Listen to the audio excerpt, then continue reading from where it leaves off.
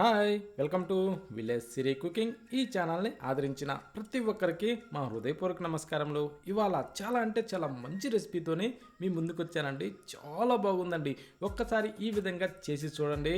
ఈ టైప్లో చేస్తే మాత్రం చిన్నపిల్లలు అయితే చాలా అంటే చాలా ఇష్టపడతారండి. సూపర్గా ఇష్టంగా తింటారండి. అంత బాగుందండి. ఈ రెసిపీ మాత్రం మన ఇంట్లో ఉన్న వాటితోనే చాలా ఈజీగా ఈ స్నాక్ తయారు చేసుకోవచ్చండి. ఈ విధంగా తయారు చేసుకునేసి దీన్ని కనీసం అంటే వారం నుంచి 10 రోజుల వరకు అయితే స్టోర్ చేసి పెట్టుకోవచ్చండి. ఎక్కడికి పోవు, కరకరలాడుతూ సూపర్ టేస్టీగా ఉంటాయండి. ఈ టైప్లో చేసి పెడితే మాత్రం పిల్లలకి ప్రతిరోజు స్కూల్కి కానీ సాయంత్రం స్కూల్ నుంచి వచ్చినాక కానీ వాళ్ళకి స్నాక్ రూపంలో పెట్టాలి. కానీ రుచి చాలా అంటే చాలా బాగుంటుందండి. చాలా ఇష్టంగా తింటారు. దాని గురించి మనం బొరుగులు తీసుకోవాలండి.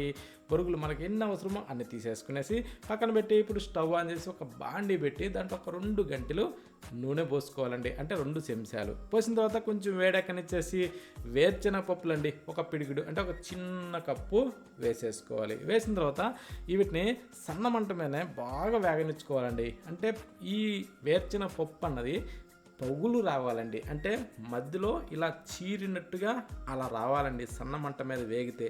ఆ టైపు వేగితే వీటికి మంచి రుచి వస్తుందండి. ఆ తర్వాత వెల్లుల్లిపాయలు, ఎండు మిరపకాయలు ఇవి వేసేసి వీటిని కూడా కొంచెం లైట్గా అలా కలర్ మారనివ్వాలండి.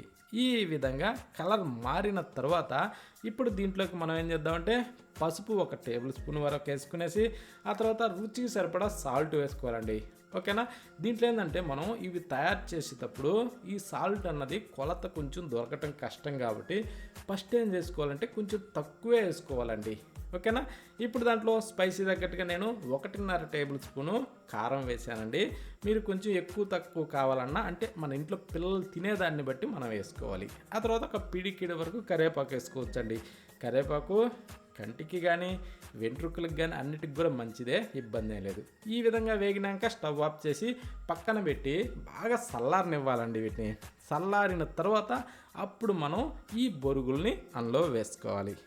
ఇప్పుడు మనం బొరుగులు అంటాం, వీటిని పేలాలు అంటాం, మరమరాలు అంటాం, ఇలా రకరకాలుగా ఎవరికి వచ్చిన భాషలో వాళ్ళు మాట్లాడతారండి. మేమైతే బొరుగులనే ఎక్కువ శాతం అంటాం కాబట్టి ఇప్పుడు ఈ బొరుగులను ఏంటంటే మనం రెడీ చేసిన ఈ పోపులో బాగా ఇలా తిరగేసుకోవాలండి.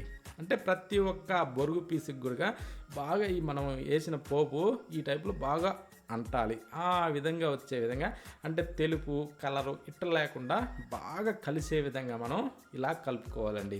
ఓకేనా. ఈ టైప్లో కలిపి వీటిని రెడీ చేసి పెట్టుకోవాలి. చూడండి ఈ టైప్లో చేయటం ఎంత సింపుల్, అర్థమైంది కదా. ఈ విధంగా చేయాలి. కానీ పిల్లలకైతే మాత్రం ఖచ్చితంగా నచ్చి తీరుతుందండి. ఇది చేయడం కూడా చాలా సింపుల్. గట్టిగా 2-3 నిమిషాల్లో ఇది రెడీ అయిపోద్దండి. చాలా తక్కువ సమయంలో కూడా దీన్ని తయారు చేసుకోవచ్చు. ఈ విధంగా చేసి పెట్టలేగానే బయట ఫుడ్ జోలికే వెళ్ళరండి చిన్నపిల్లలైతే. ప్రతి ఒక్కరు కూడా సేమ్ ఇలాగే కావాలని ప్రతిసారి కూడా ఈ టైప్లో చేయించుకొని మరి తింటారండి. అంత బాగుంది ఈ బొరుగులు మిక్చర్. ఓకేనా. ప్రతి ఒక్కరూ ట్రై చేయండి.